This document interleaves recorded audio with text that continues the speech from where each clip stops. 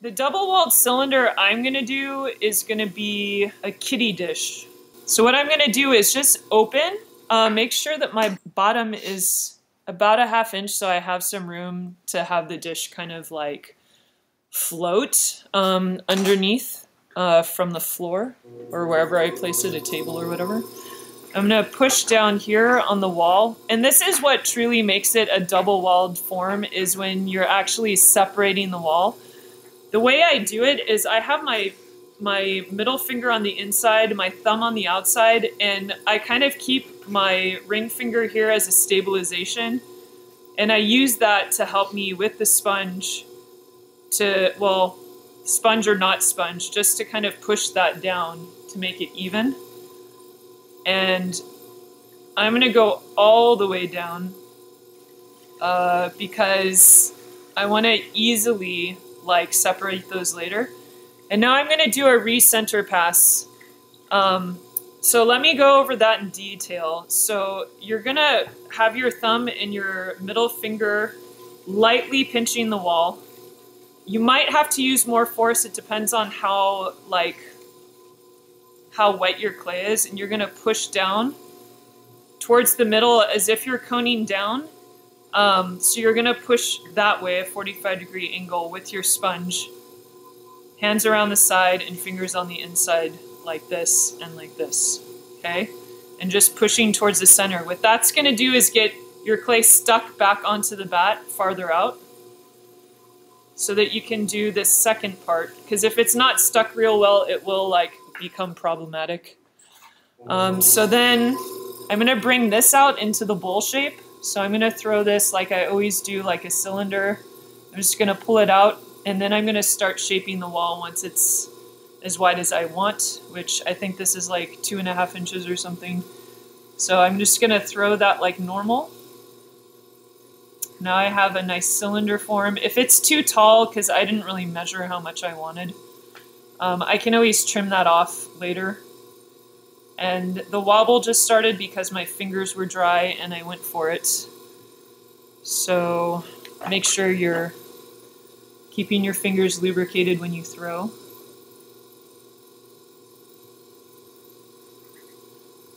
And I use lighter pressure on that last throw just to even everything out. Then we're going to do the same on the outside. And on this one, I'm actually using my thumb, the claw. I'm just pushing in with my thumb and my fingers on the inside, and I'm just pulling up. And I'm going to do that a couple of times. Just remember to keep things nice and lubricated with your sponge, or just wet your hands. I'm going to make those notches again and bring them up. And actually, I'm not as concerned about getting all the clay at the bottom up, because right now it's keeping my wall from completely destroying itself. So what I'm doing, because I'm throwing this outer wall that's a lot wider, is I actually have to slow my wheel down, because the faster I go, the wider it wants to get, and I don't want it any wider than it is now. All I'm trying to do is thin out this bottom a tiny bit, but the rest of it I'm just going to trim. So what I'm going to do next is I'm going to neck this in. And I think there's quite a bit here that I'm going to trim off, so before I neck it in all the way, I'm going to trim about this much off. Because this is, I think, as tall as I want my kitty dish to be. Okay. I'm just going to do a nice fixing pass on the wall there. And then I'm going to cut this about even, not quite, maybe a little taller. And then what I'm going to do is widen this as if it's a bowl. And you can use, you know, a wood rib or a sponge or your fingers for this.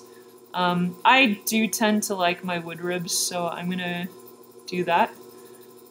So I'm just going down into the center lightly. Everything is light pressure.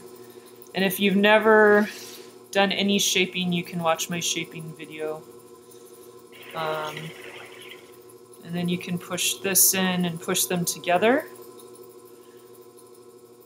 until you can see they're completely joined. I know they're completely joined at this point, but I just wanted to seal that all together. And then you can decide if you want it rounded, if you want that area here flat. And also what you can do is reshape the inside. Now there's a pocket of air here though, so if you can't quite get the shape you want, you might have to cut it open again and try and reshape it.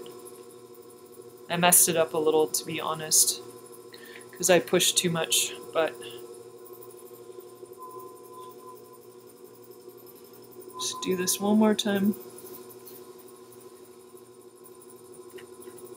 So that is how to make a pet dish on the wheel. I'll do a trimming video once this firms up a little bit. But that's the basics of it.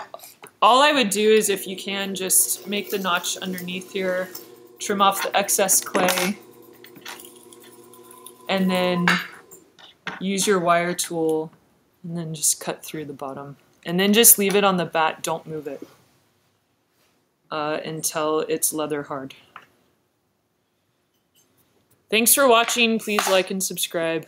My students would really love it if I had 1 million subscribers. Just kidding. Have a great day.